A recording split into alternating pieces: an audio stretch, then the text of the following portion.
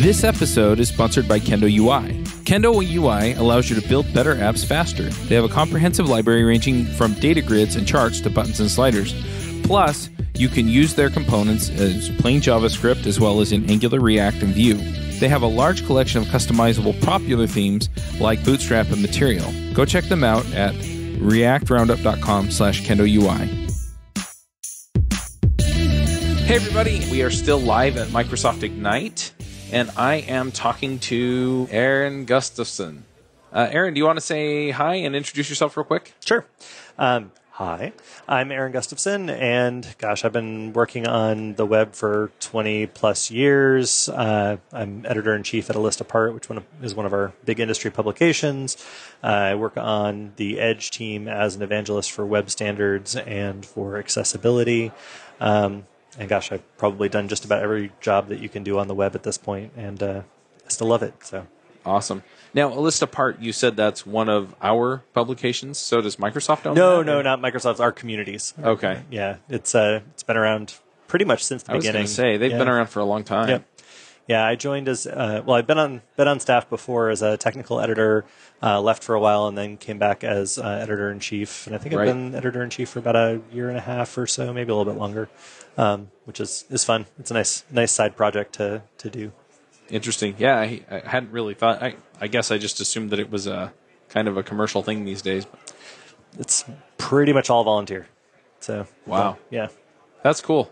Yeah, we don't do ads or anything like that, and it's all focused on just community building. Nice.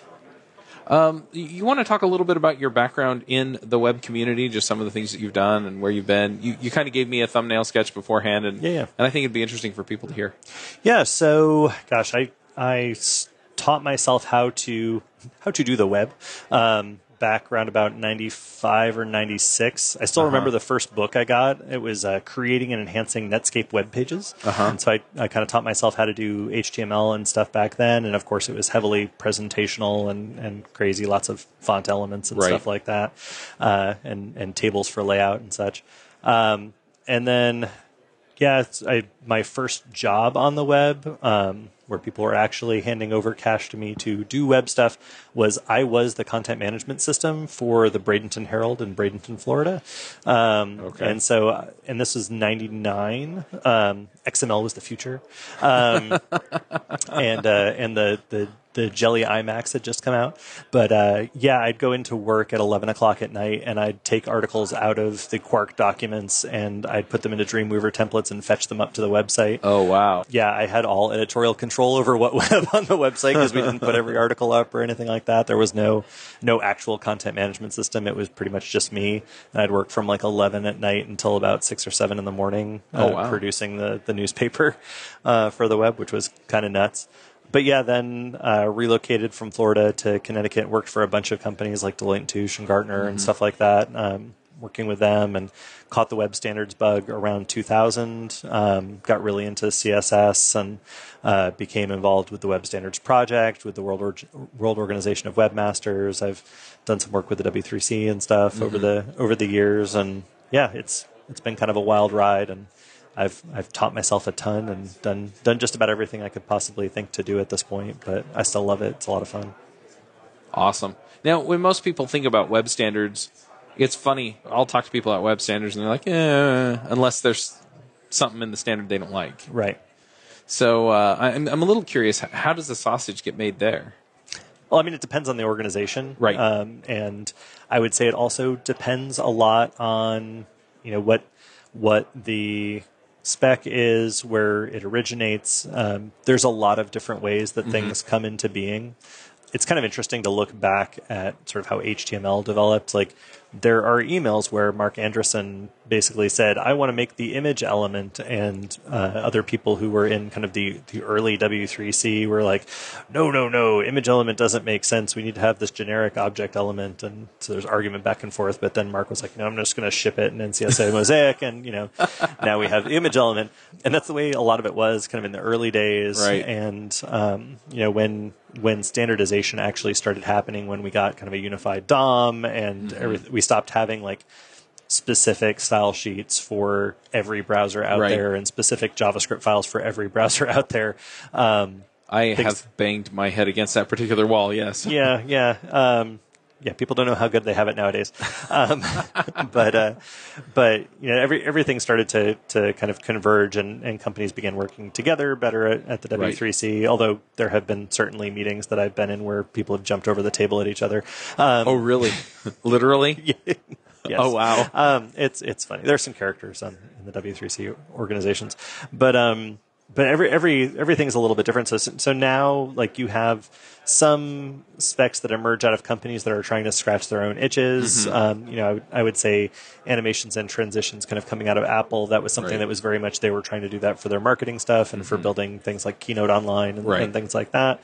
So that's where that originated, and then that was kind of thrown over, and then there was some debate and some shifting. Similar things have happened with Grid. Grid came out of Microsoft years mm-hmm. and years ago. It wasn't right for what we were trying to do, so that got discussed, and then eventually became the spec that it is now, and now has implementation across the board.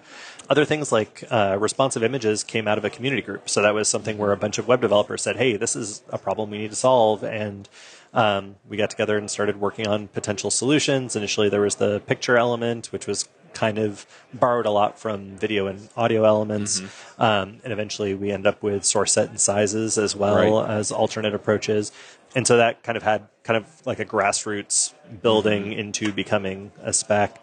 And so, there are some things that originated at the W3C, some originated at the browser or implementer level, and some come up from authors.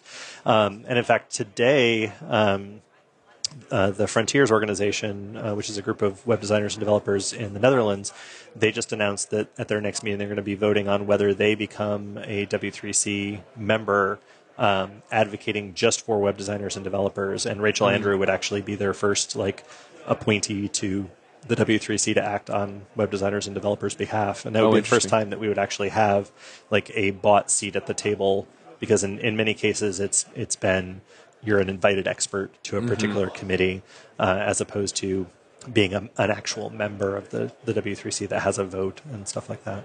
Oh, interesting. It'll be interesting to follow. Yeah. I'm hopeful that the vote will be in favor of, and we'll be able to get some folks on the W3C advocating for web designers and developers. Yeah. It would be nice. It would be nice. We set up this interview to talk about PWAs. Mm-hmm. And, it's definitely interesting to kind of get some of this background. Where did PWAs come from?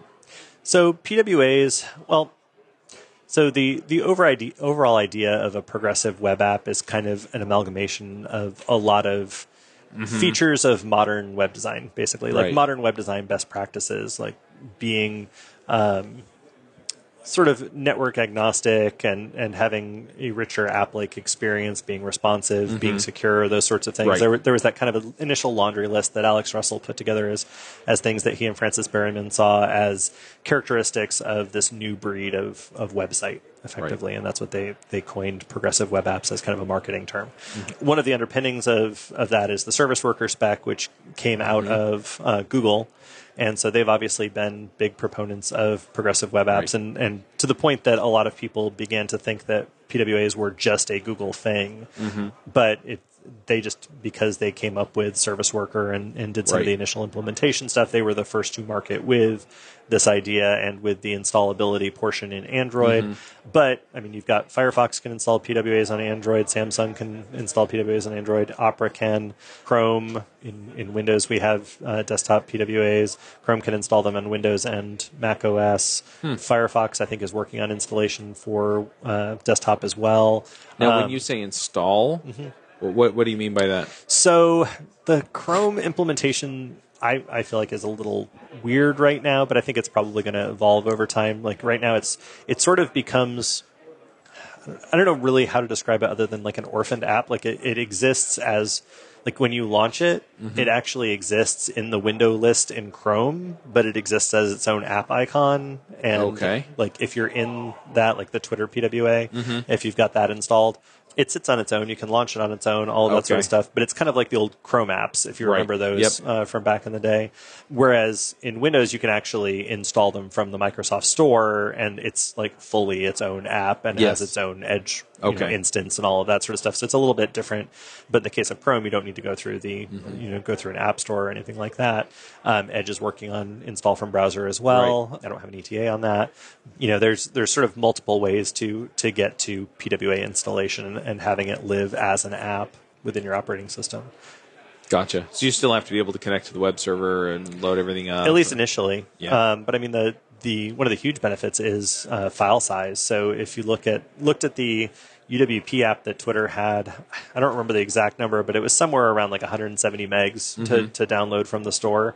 The Twitter PWA is like 167K to download like on disk, which is a huge improvement, especially on lower end devices that don't have as much storage and stuff like that. So it's a much better experience overall, much less costly experience. Right. I think there's a huge opportunity in sort of like line of business apps and like internal apps that companies have to make those PWAs, because then those, like, I don't know about you, but in my role in Microsoft, there are so many things that I have to touch just on a rare occasion, like time and absence reporting or like booking a shuttle or, whatever it is that are kind of like, it would be great if those were apps that were pre-installed with my image of my Windows laptop, right? And so PWAs create that opportunity where you can take this web thing, you can add a few things to it. You add your web app manifest and your service worker, and now all of a sudden you have something that's installable and can basically be ported around and is super light on disk, but gives you direct access to things that you need with intermediate frequency as opposed to needing them every day. But yeah, and without having to download something huge like some big company portal or something like that. Right. So what makes something then a progressive web app as opposed to just a regular website?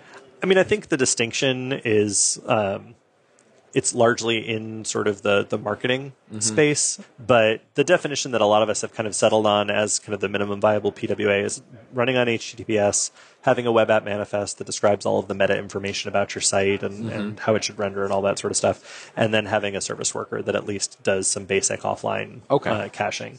And that would be considered a progressive web app. And that's, in terms of what we're looking at and what we're considering PWAs in the Microsoft sense, that's sort of the definition that we've agreed on.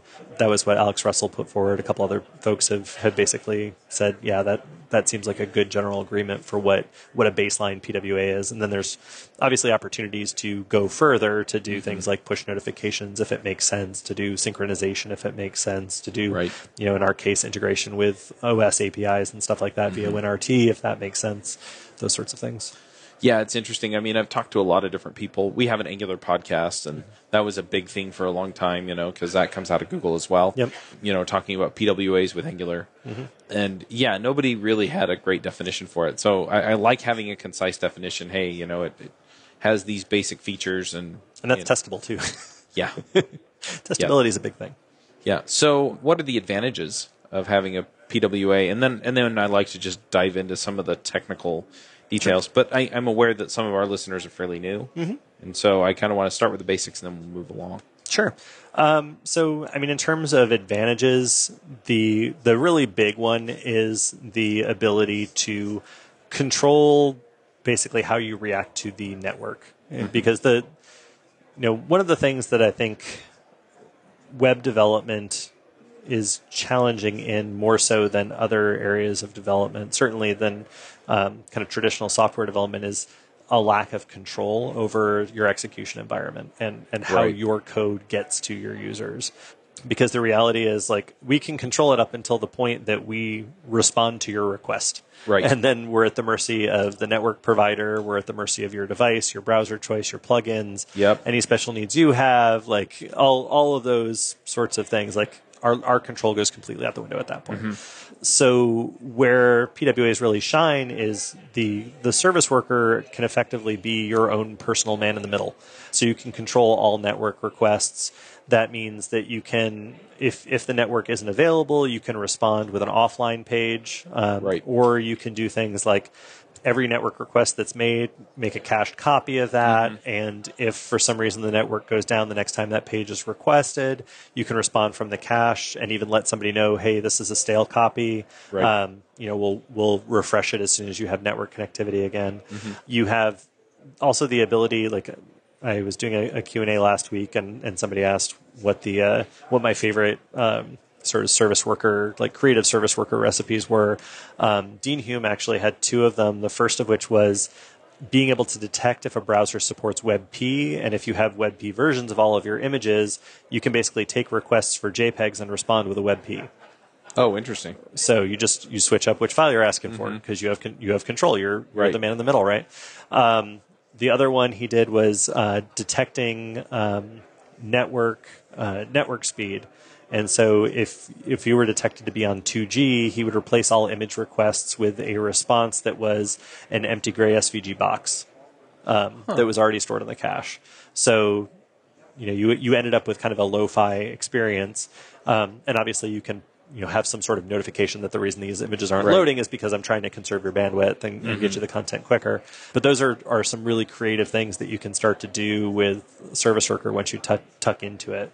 And yeah, so the performance benefits there are pretty fantastic. You can get render speeds down really, really low because you don't have to hit the network at all, or you can choose to you can prioritize things. Yeah, basically you can figure out what you want to do. Obviously, you'd want to consider using it in combination with things like resource hints and other ways of telling the browser what servers you're going to be connecting to, what you're going to want. Right. But you can do things like preload a bunch of stuff when the service worker is initially installed, so that your cache is basically primed with your CSS and JavaScript that gets used everywhere, images that are always used in the header, that sort of thing, and then kind of you could run from the cache first if the cache has a response, and then you could pull from the network if the network's available to get a new copy for next time, or you could always go to the network first and then cache it offline. And there's so many different patterns for what you can do in terms of that just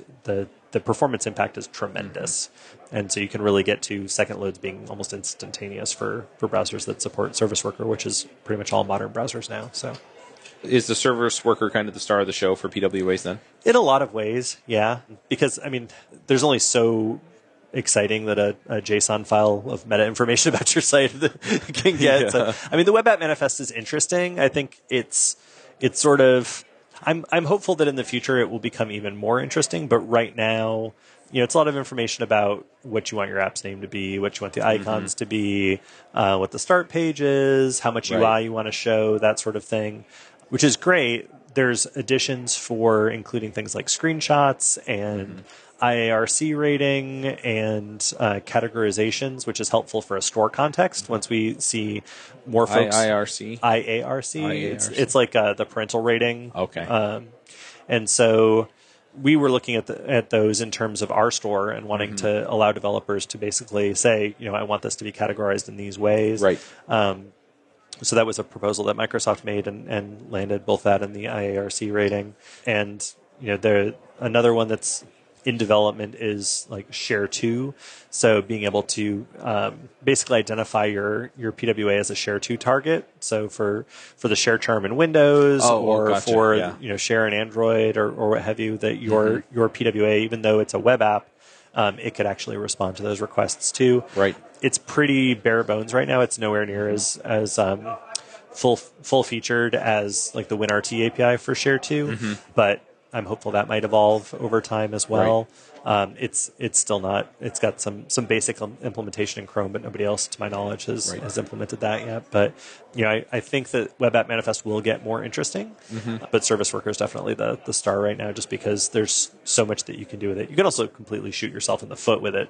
That's become more difficult as time has gone on, but there was at one point, I remember when I did my first Service Worker, I had all of my JavaScript files being like super long-lived expiry dates on the server, and so the Service Worker was being cached and not being updated, even though I was pushing updates to the Service Worker. Now the browsers actually will look for a new Service Worker and check to see if it matches the one that they've got on hand already and update it. But yeah, there was a time when we could completely like hose our hose our site by having a bad stale service worker sitting around. Right. Yeah. So one thing that I'm wondering is if the service worker sort of intermediates the between the browser and I guess the page, the operating internet. system, Yeah. and the internet, would it make sense then to essentially have your service worker load and then have it load everything else, or?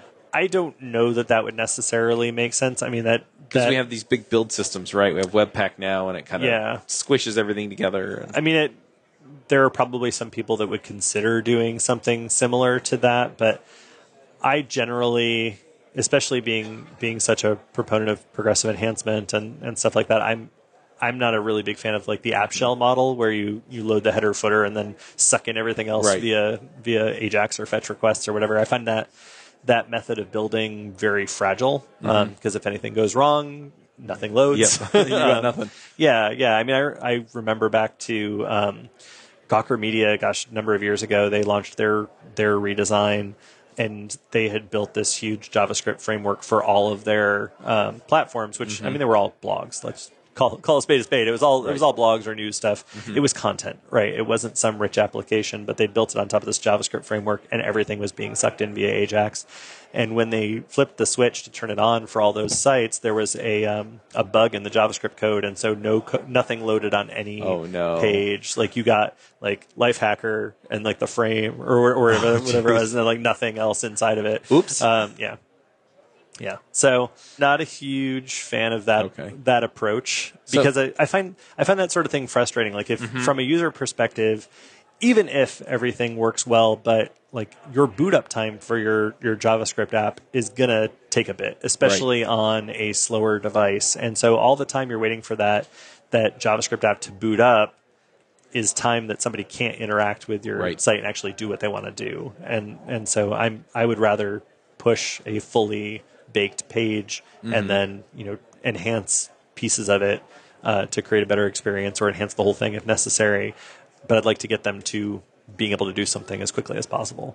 Yeah, we've been seeing a lot of that with, of course, it came out of server rendered, framework setups. So you have Angular Universal or Fastboot for Ember. There's a bunch of them. Yeah. And so essentially, it loads a fully baked page and then it loads everything on top of it and then captures all the events that came in. And which is a lot of overhead for most use cases, I think. Yeah. That's over-engineered. We tend to do that a lot. We do. Yeah. We like our toys.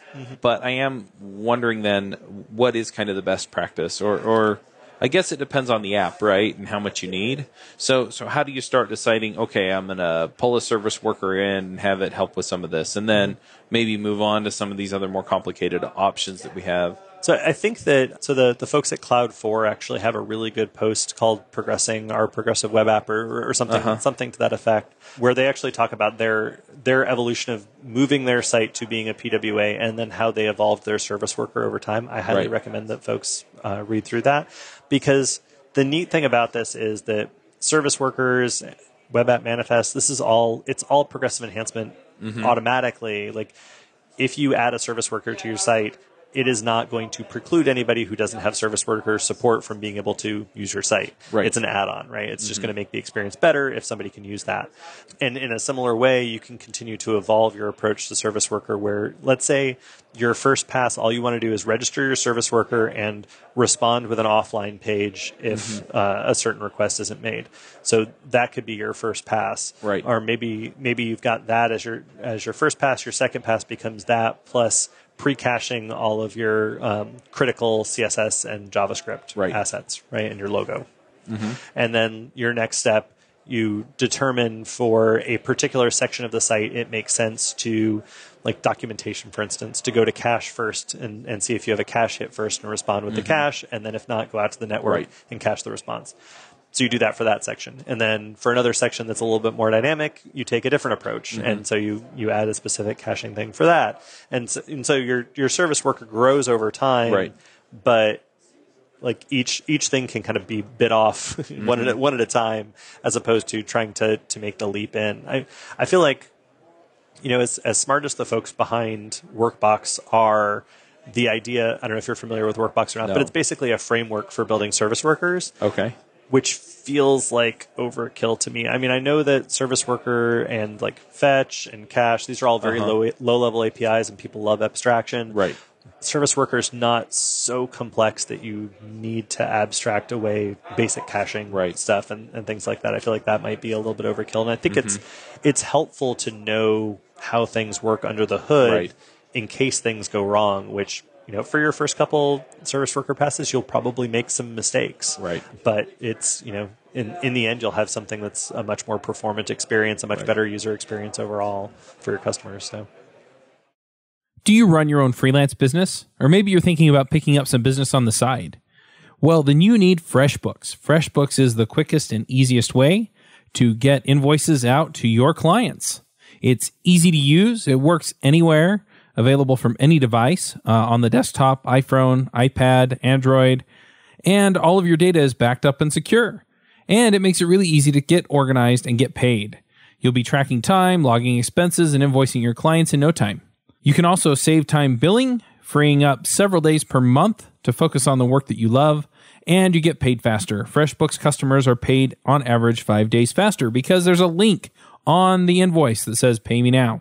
And it's a great way to grow your business. Plus, FreshBooks is offering a 30-day trial. That's right, 30-day trial if you try them out.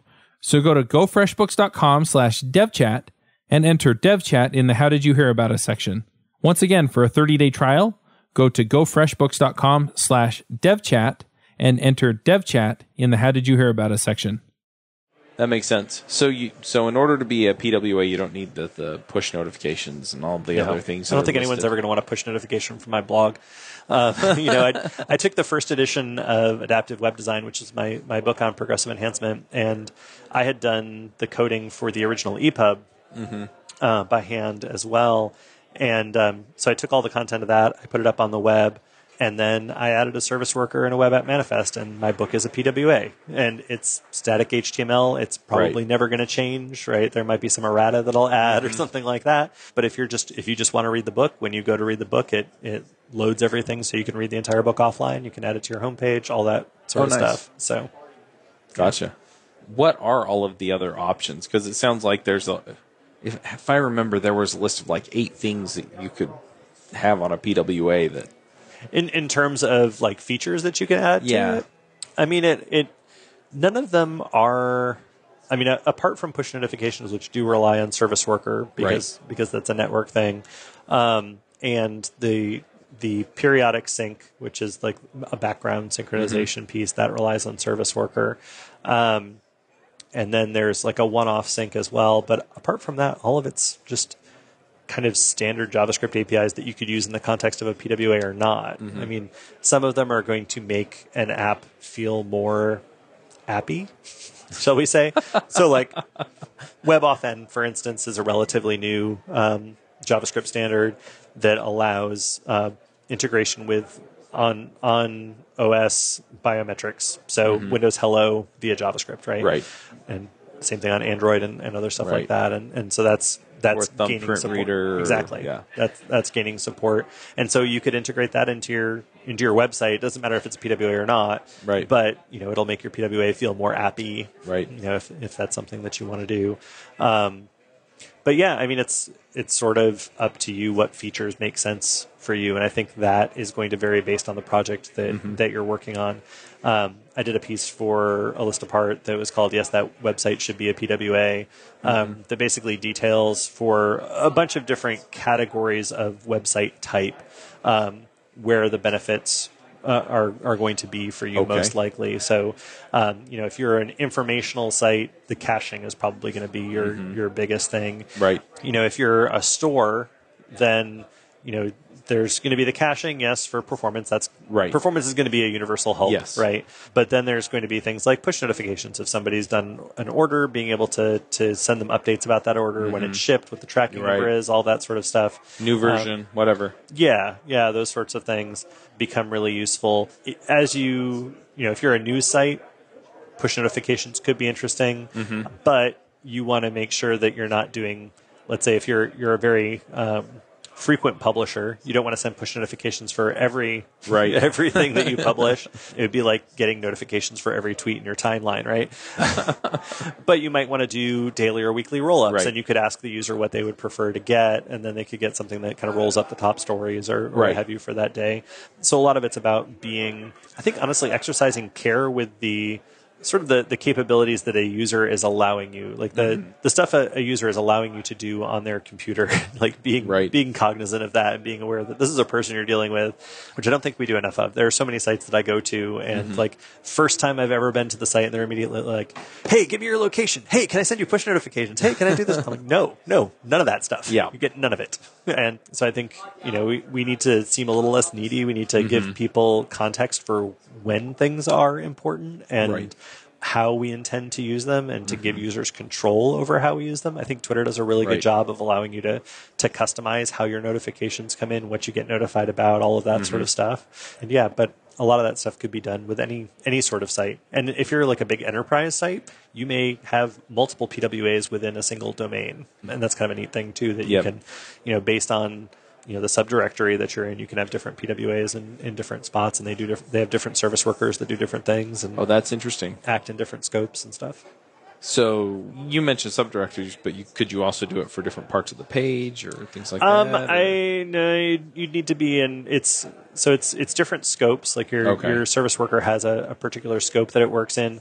So if you want it to work for your entire site, it needs to exist in the root folder. Right. Whereas if you stored it in your JavaScript folder, it would only be able to operate on the JavaScript folder. You can have multiple service workers that are operating on a given page. I gotcha. But they come from different scopes. Okay. So if you had one for the root of your site, and then you had one for a particular subdirectory, you may have those two service workers operating both on the same page that's within that subdirectory. Gotcha. So, for example, the application that I've been working on lately is basically a podcast production site. So I could have one for the root site, and then one for podcasters, and then one for even podcasts or episodes or hosts or whatever. Yep. Yeah. You could do a bunch of independent service workers, and they basically spawn their own worker thread. So and then they just do whatever is needed in that area. Yeah. Obviously, there's a bit more that you need to think about in terms of how they interact with one another. Right. But yeah. Yeah, but at the same time, I mean, I can also see, and this is a lot of times why we create hierarchies and things like that within our code, is because this is a more general concern and this is a more specialized concern. Yep. Yeah. And you could do some messaging between them as well, doing post message and stuff. Oh, that makes sense. Yeah. So, just like any worker. Yep. So is there an overall good place for people to become a little more informed about PWAs? Sure. I mean, there are a bunch of great resources out there. We certainly have some docs on the Windows developer site. The MDN docs, the Mozilla Developer Network docs, are pretty fantastic. Google has some great documentation as well. If folks are looking for great examples of PWA successes, the PWA Stats website and Twitter account are highly recommended. Those are from the folks at Cloud4 as well, and they basically, anytime some new stat comes out from a company of what successes they've had with PWA, they end up on the PWA Stats site. Oh, cool. And so that's very, very useful for getting ammunition for why you want to do a PWA, convincing your boss. Yep. So should every website be a PWA? I think in some capacity, yes. I think we need to be, as with any JavaScript, we need to be cognizant of how we're using it. We don't want to if you are a photographer, you don't want to cache all of the photos on your site on somebody's hard drive, right? Like you don't want to automatically fill all of that stuff in. We need to be good citizens and good stewards of our stuff that's operating in people's hard drives. But yeah, I think every site out there could benefit from being a PWA in one way or another, if only for performance and offline handling. I don't think anyone's going to install my blog. I don't ever plan on adding push notifications to it. There's no login to it because it's a Jekyll site. It's all static, right? Somebody should do that anyway. Yeah. So I'm not gonna do WebAuthn or anything like that because it just doesn't make any sense. But it benefits from being a PWA in terms of performance. I do have some stuff that's going on, like I use web mentions from webmention.io. So I have some JavaScript polling that's going on. I also do some offline caching of that into my Jekyll templates and stuff to speed up performance. But even something like a blog can certainly benefit from being a PWA, a book site, a brochureware, a hotel site. Like all of those could benefit from being a PWA. Heck, hotel Wi-Fi landing page could really benefit from being a PWA. Really? Because Lord knows those performance is horrible in those instances. So true. Yep. So are there new things that are getting added to the list of things that go into a PWA, or new features that people should be looking at coming down the pike? So one of the features that is relatively new to Service Worker is the background sync. That's still kind of in process. We haven't implemented it yet in Edge. I believe an early version of it does exist in Chromium. I'm not sure how far along it is. I haven't really been tracking that one that closely. I'm sure there are probably some other developments as well that I'm not thinking of right now. But I know I've got some ideas that I'm going to start to push on internally, and then hopefully pitch over to folks at the W3C and such for improvements to the web app manifest and just additional things that would bring some of our stuff that's been proprietary traditionally into a standard space so that other people can take advantage of it too. I think it makes a lot of sense to have dark mode. Like we have dark mode. macOS has dark mode in Mojave, right? Yep. So why not have a media query that actually detects that and allows you to respond? That's not PWA. It's not specific to Service Worker, but it's something that would be nice to have. I think there's some stuff that start to further blur that line between what is native and what is web, which I think is a good thing. No, that makes sense. I mean, to the extent that it could detect a setting in your machine, or even just give people the option on the web page, and then the Service Worker goes and says, "Okay, load the dark mode CSS." Mm-hmm. Yep. Yeah, and it would be nice to honestly see, like we have high contrast mode in Windows that we've had for years, and we have media queries for that. It would be nice to see some of that standardized across the board too. Yeah. Instead of just being proprietary stuff. Makes sense. How does this play into things like Electron, which runs in Chromium, or Cordova, or even, within iOS or Android, sometimes they just have a little web view in there. Do those need to be PWAs, or? So again, I think it depends on the product that you're trying to build. Right. I've had a lot of discussions with the folks at Slack about PWA versus Electron, and for them, they want total control over the execution environment. Right. And so Electron gives you that because you know the exact version of Chromium that you're shipping. And so if your desire is to ship the exact same experience in every instance, then Electron can make a lot of sense. Now you're going to pay a premium, and your customers are going to pay a premium for that because they have to download the entire app. So they have to download, effectively the Chromium browser for each Electron app that's out there, and they all exist independently, and they all run at their own security speed and all that sort of stuff in terms of updating and that sort of stuff. Yep. So you become ultimately responsible for all of that.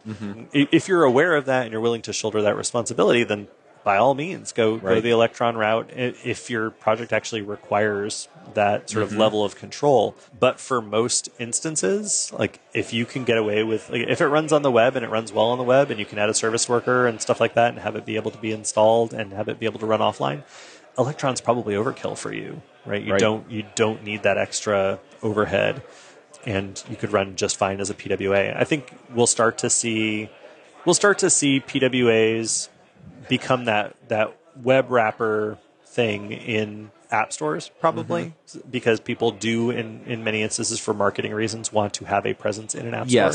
And there's something to be said for that, but they'll effectively be just what we have and what we've had as WebView apps in Android and iOS, what we have as what is effectively a WebView app for PWAs now with like Twitter Lite and stuff like that existing in the Microsoft Store, where it's the WWA host is a wrapper, which is effectively its own instance of Edge running that's isolated and unique to your PWA. But you don't have to carry along all the additional code to run that, right? Which means it ends up being a lot lighter. So I think we'll start to see a lot of folks move to that, but I don't see Electron really going away.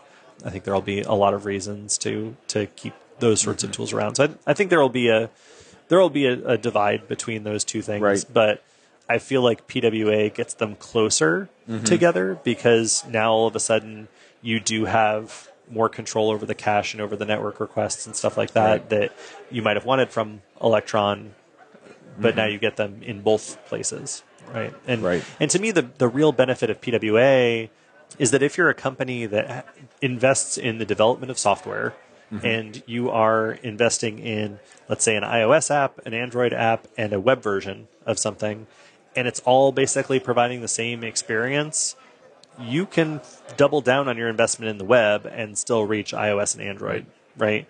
Without having to have a dedicated team for each of those products. If you're not seeing any huge benefits to being native on any platform, really, over being a web app in that platform, then it makes more sense to be a web app because it's cheaper to build, it's easier to hire for, skills are more affordable. Like there's a lot of like cost benefits to being on the web, and it basically runs everywhere. Exactly, and you get a lot more bang for your buck. But if there's a reason you need to be closer to the metal, you need to have a richer, faster, more native experience, then by all means make the investment in having those native applications too. But in a lot of cases, I think the web will basically overtake a certain portion of would have traditionally been native apps. That makes sense. So I guess the other angle on that is, so within an Electron app, does it make sense to do some of the PWA things? I think it absolutely does to make sense to have a service worker and that sort of stuff there too. Yeah. I figured that was the answer, but I didn't want to just take it for granted. So Yeah.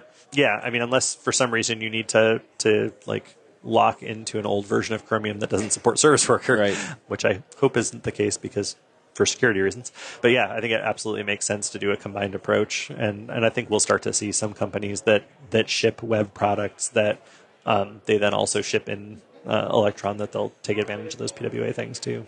Yeah. So, and in their case, as with a lot of things where, we've thrown a lot of JavaScript code at creating UX affordances and stuff like that, like validation for email fields and URLs and stuff like that. When HTML5 came along and said, hey, here's an email field type and here's a URL field type, now all of a sudden we don't have to ship that code. I feel very much the same way about people who are doing Electron apps and doing caching themselves and pre-caching things and stuff like that. Like, they can get that for free now with Service Worker and not have to, not have to maintain that. Yep, makes sense.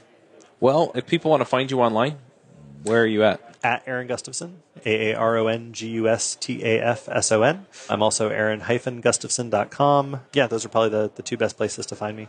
Awesome. Yeah. All right, well, we're kind of running out of time. The last segment of the show is picks. Is your job search stuck? Maybe you're not getting any interviews with employers. Or maybe you are, but no job offers. Or you may be new and not even know where to start. This is Charles Max Wood, and I'm releasing a new course and ebook on how to find a job as a software developer. The course walks you through the process of finding the types of companies you want to work for, getting their attention, and putting your best foot forward as the candidate they want. I've coached dozens of developers in looking for jobs and have been able to help several people find jobs within 2 weeks to 2 months. So whether you're new to development, can't find a great job that fits what you want, or are looking for remote work from an area without a strong tech community, I can help.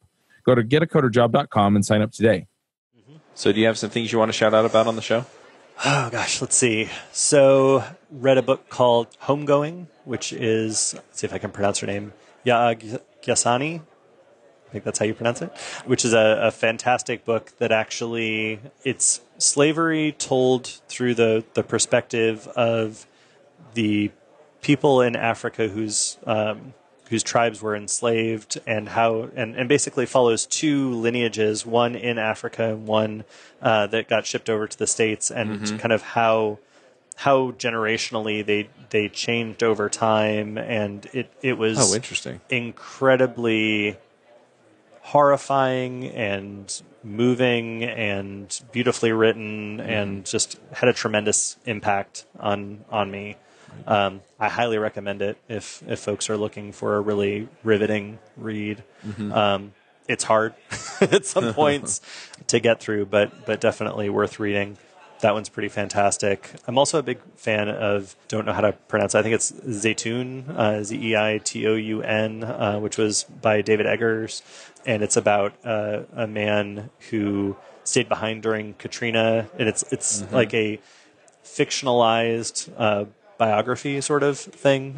So it follows a real person, and it's his experiences staying behind during Katrina to take care of the houses that he rents out and sort of the things that he runs into and that sort of stuff. That was really interesting. David Eggers has done quite a few books sort of in that genre. What is the What's another fantastic one that follows a Somali boy who escapes being enlisted into child army. Like, I know I'm getting into really like deep, depressing stuff, but I find books like that fascinating and really eye-opening. I like to, I don't know, expand the sphere of my experience, right? And so I like to read about things that I have no experience with in order to, get at least some understanding of the complexity of the human experience.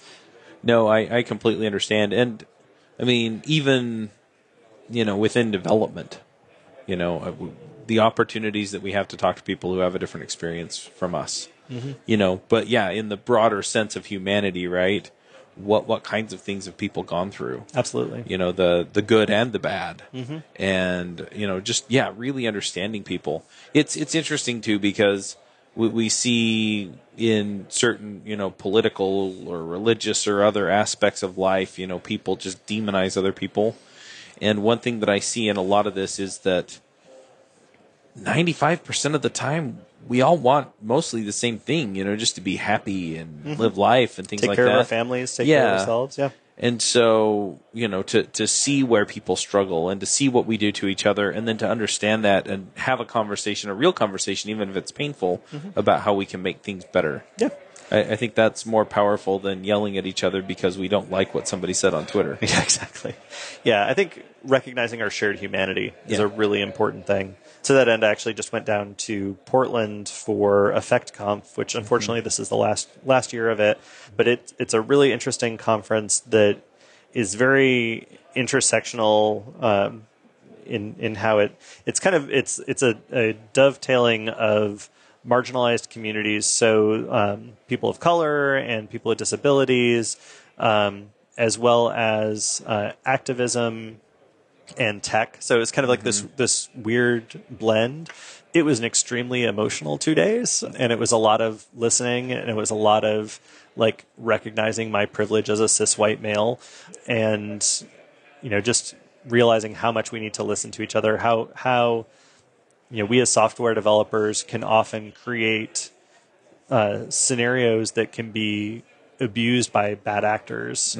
So one of the examples that was given in a talk by a woman from GitHub, whose name is totally escaping me because I'm a bit fried from the flight last night.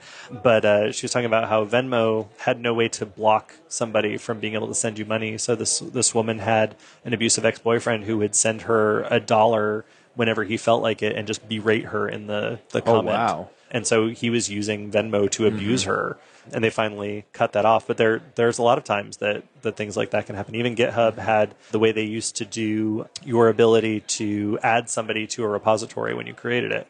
So you could create something that was horribly offensive to everybody, and like I could add you to that.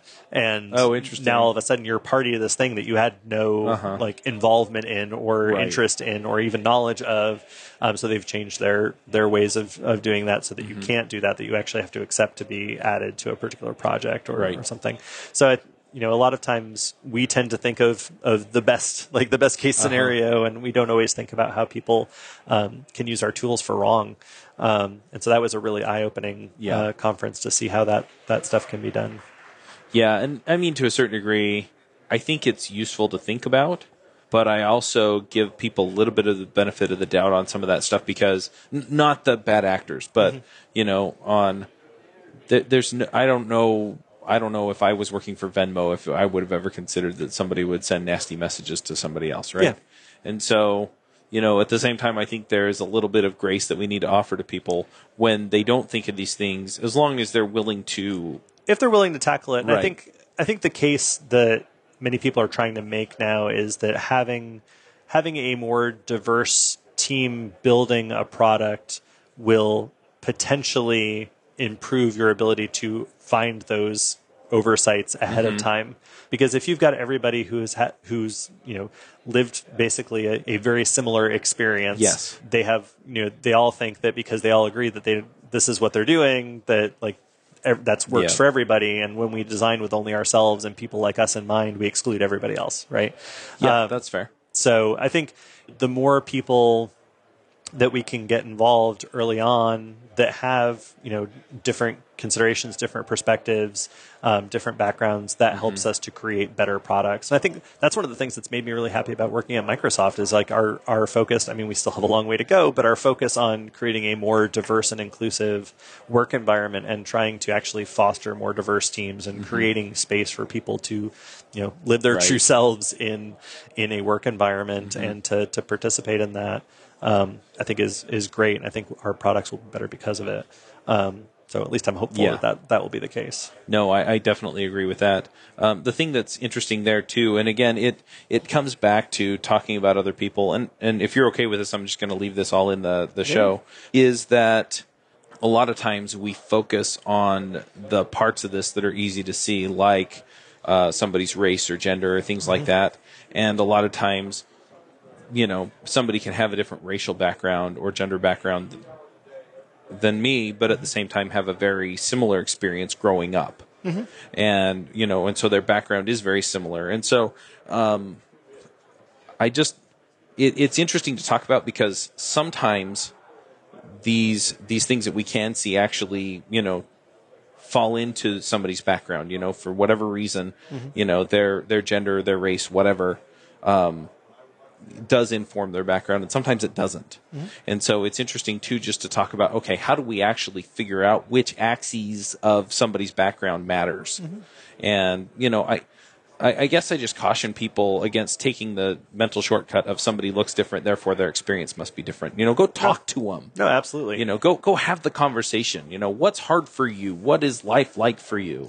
Well, yeah, I mean, I look at, so I'm a cis white male. When I was younger, I grew up in a fairly poor household, not like ridiculously poor, but pretty poor. And on the flip side, I've got my son who's 2. He's going to grow up in a much more affluent space than I did, but he's black. And so he is going to grow up, potentially being followed in stores when he goes and walks in on his own. He is going to be immediately the one who's, people are suspicious of and stuff like that. And so he is going to, even though financially and opportunity-wise, he is going to be so much further advanced than I am, there are going to be societal things that are going to, basically be working against him at the same time. And so, yeah, it's really interesting where all of these different things intersect. And I think, there are other things like, we've been talking about things that are visible, but in a lot of cases there are disabilities that are invisible. PTSD, for instance, is not something that's glaringly apparent to you that somebody has gone through.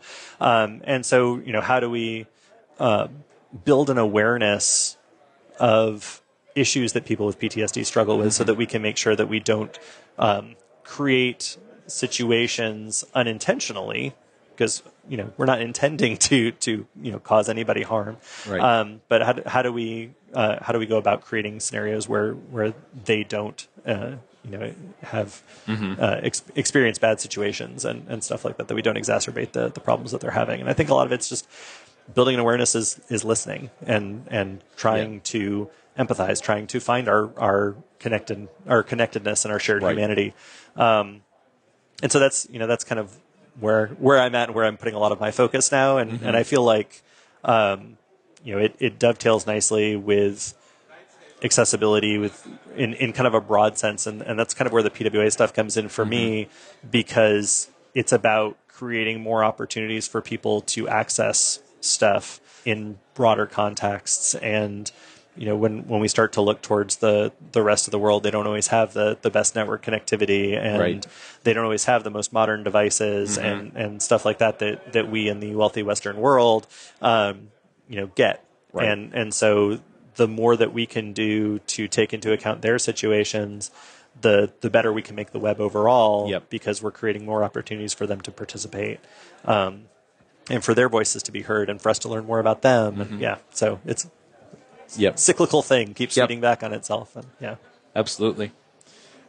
All right. Well, I don't think I have time to do my picks. I'll just shout one out real quick. So I just listened to a book on Audible called Armada, and it's by what's his name? It's the same guy that wrote Ready Player One, Ernest Cline. And fun book. Not as deep as the ones that you pick, but yeah, I've really enjoyed that. And Audible is just a really terrific way, especially when I'm traveling, to just kind of get some relaxation through the stress of going through the airport and all that garbage. Yep. So anyway, all right. Well, let's go ahead and wrap this up. Thank you for coming. Yeah. Thank you so much for having me. All right. It's been a good chat. Yeah. We'll catch everybody next week. Bandwidth for this segment is provided by CacheFly, the world's fastest CDN. Deliver your content fast with CacheFly. Visit CACHEFLY.com to learn more.